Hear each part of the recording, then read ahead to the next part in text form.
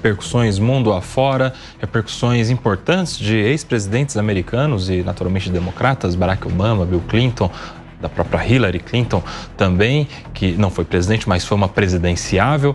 Eu quero também repercutir a manifestação do presidente de Israel, que faz ali as suas considerações a respeito da desistência de Joe Biden.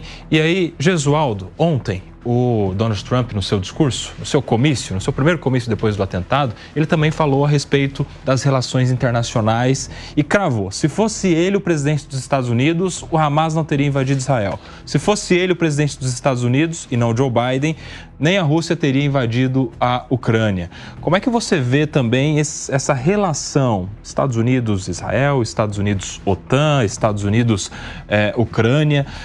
Você acha que isso foi determinante, essas guerras, esses conflitos todos acontecendo nos últimos anos, foram conflitos determinantes para o enfraquecimento de Joe Biden, que se concretiza, se resume hoje nesta desistência à sua candidatura à reeleição? Gesualdo Almeida Júnior.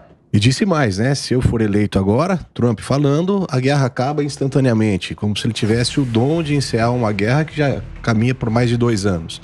Eu acho que isso foi decisivo, sim. O Biden se mostrou muito fraco, fragilizado nessas relações internacionais quando se fala de guerra. O Trump tem uma outra postura. Ele é, por exemplo, favorável à desconstrução da própria OTAN, não no sentido do encerramento dela, mas no sentido do seu enfraquecimento. Ele acha, como nacionalista que ele defende, que os Estados Unidos são de per si e que não precisaria de um braço armado estendido, fazendo guerras em lugares em que os Estados Unidos não teriam tanta importância ou tanta necessidade, como, por exemplo, na Ucrânia. Mas de tudo que foi falado aqui, eu queria destacar 2 pontos bastante curiosos, né? O primeiro, que nós fomos pegos de surpresa com essa renúncia do Biden, não que não esperávamos ou que se esperasse essa renúncia. Isso parece que estava contado, principalmente quando a gente vê o depoimento do Ronald, ou alguma coisa, que é o secretário do Biden, que ele dizendo assim: parabéns àqueles que tiraram apoio financeiro à nossa campanha, né? Isso foi um setor ou um fator de preponderante pro Biden vir a público e dar essa sua declaração, que entretanto não esperávamos da forma como foi. Todos pegos de surpresa com essa declaração. E vendo as notícias que vêm do exterior, eu estou aqui com a página do New York Times, um jornal que tem um perfil mais democrata nos Estados Unidos. Aqui está assim: endossa-se a vice-presidente Kamala Harris, e ao final, já fazendo até um prognóstico de que seria as visões da vice-presidente Kamala Harris sobre aborto, migração e outras questões. Portanto, parece que caminha-se para consolidar essa Kamala Harris como sendo a candidata a presidente dos Estados Unidos pelo Partido Democrata. E outro ponto que me chamou a atenção, tanto das declarações do Clinton, do Barack Obama, do presidente da Polônia, muito educadas, muito elogiosas, mas todas como se fosse o fim do governo, como se fosse em tom de despedida. Os americanos têm por essa experiência que os governantes já no final de gestão são chamados de pato manco, aqueles que já não decidem muita coisa, que não tem mais tanta influência assim. E nesse cenário, quando o Biden vem a público e diz que não pode ser candidato, e todo mundo imputa essa sua não candidatura, a sua omissão de candidatura, a sua debilidade mental principalmente, me parece que principalmente agora, nesses 6 meses, nós teremos um governante pato manco, realmente, no governo americano. Ô Wilson Pedroso, interessante isso que falava o Gesualdo, sobre a maneira como eles estão comunicando estas manifestações a respeito da desistência de Joe Biden. A própria desistência foi uma carta, não foi um vídeo, não foi um evento, não foi uma cerimônia, não foi uma coletiva de imprensa, foi uma carta. Depois da carta, um post no Twitter, até com as suas diferenças, né? Na primeira carta ele só faz elogios à vice, no post na rede social ele já endossa, ou seja, num intervalo de poucos minutos, uma mensagem diferente. E agora também via rede social, por escrito, esses outros nomes de peso que poderiam ser nomes importantes aí para alavancar qualquer outro que seja o escolhido ou escolhida pelo Partido Democrata. Você acha que isso pegou não só a todos de surpresa, mas os próprios as próprias pessoas importantes do Partido Democrata, você acha que isso não poderia ter sido politicamente construído de uma outra maneira? De repente um evento, uma mensagem, não de aceno e de agradecimento ao Biden, mas uma mensagem de, olha, estamos juntos por um propósito, a gente entende que fulano de tal ou a fulana seja o nome escolhido para ser o nosso candidato. Você que é um estrategista político, senhor Pedroso, eu quero entender, se fosse contratado lá pelo Partido Democrata, qual seria a sua estratégia de comunicação? Se eu fosse contratado pelos democratas, a primeira coisa que eu estaria... É o único jeito do Partido Democrata ganhar do Trump é se contratar o Wilson. Vai lá, Wilson. Eu acho que se eu fosse estrategista democrata, a primeira coisa que eu estaria fazendo era pesquisas. Primeiro, para entender se essa questão de renúncia do Biden ajuda a Kamala ou atrapalha. Em segundo lugar, Koba, por que as redes sociais, principalmente o X, o Twitter?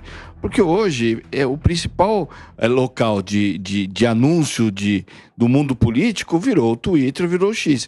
Não existe mais. Antigamente, qualquer anúncio ou qualquer carta lida, você convocava uma coletiva. Hoje, com as redes sociais, principalmente o Twitter, aquelas coletivas que a gente tinha muito costume de ver no mundo político, elas foram ficando para o passado. Como a tecnologia tem deixado muita coisa para o passado, as próprias coletivas têm deixado para o passado. Mas eu acho que o principal motivo de muita repercussão via o Twitter hoje, não só por ser domingo, é principalmente porque o Biden não aceitou de forma normal essa deixada da candidatura. Ele não aceita essa questão da saúde, a família não aceitava até momentos passados, principalmente a esposa, que ele renunciasse à candidatura, e na própria carta dele ele deixa muito claro que ele, mesmo achando que poderia a reeleição, ele abre mão por conta de um clamor do partido ou de uma forçação de barra do partido e pela forçação de barra ou pelo clamor da sociedade americana. Se você perguntar para ele se ele aceita essa questão de renúncia por conta da saúde dele, ele não aceita. Ele está aceitando porque ele perdeu e ficou de uma forma política muito fraco. Ele se enfraqueceu nesse processo. Ele não tinha mais o mundo político e nem o mundo financeiro o apoiando. Tanto é que o mês passado ele arrecadou 50 milhões e esse mês ele arrecadou a metade, 25 milhões. E muitos dos financiadores, dos principais financiadores de campanhas eleitorais democratas, foram a público informar que não iriam financiar uma candidatura democrata se fosse o Biden. Ou seja, ele perdeu o mundo político e o mundo financeiro. Aí não tem para ninguém, aí é difícil ser candidato, mas ele sai pela porta da frente porque ele poderia, pela porta de trás, porque ele poderia fazer de uma outra forma, né? Convocar todo mundo, conversar, não concordo, mas aceito, vamos ganhar essa eleição, eu vou fazer uma carta diferente do que eu fiz e vamos escolher se a Kamala ou um outro candidato. Lembrando que, fui muito bem lembrado aqui pelo nosso querido Fabrício Naitz, que o Joe Biden está com Covid, então ele não poderia participar de um evento, pelo menos pessoalmente. Mas aí tem telão, né? Tem, tecnologia. Mas depois da pandemia, mas ele não desculpa mais. Koba, e outra? Ele falou que vai fazer o anúncio oficial na quarta-feira. Possivelmente ele já não vai estar mais com Covid. Então, para fazer uma carta no domingo, espera até domingo, combina, avisa todo mundo, vou fazer um anúncio na quarta-feira com todo mundo em volta, combinado, não precisava fazer a carta e fazer o anúncio oficial fazer a carta no domingo e anúncio oficial na quarta-feira. Mas senhor, o que chamou muita atenção foi o tom de despedida que as pessoas estão empregando a ele, né? Obrigado por tudo que você fez. Mas isso tem uma narrativa que eu acho que é interessante a gente pontuar, que o Wilson trouxe aqui. Essa narrativa de bastião da democracia, ou que alguns chefes de Estado, até que foi lido aqui agora, colocaram nesse tom mesmo de despedida. E talvez até tenha sido essa a motivação da carta oculta aí no domingo, né? Oculta não, mas no sentido de não uma aparição pública, alguma coisa, mais para trazer para o lado da sensibilização. Porque quando a gente vê os dados do governo Biden, não é um governo que o povo americano vai ter saudades. Na verdade, eu diria que o governo Biden é o fim do governo Biden vai ser um alívio, não só para a população americana, mas também para o restante do mundo, em termos de política externa, em termos de impacto.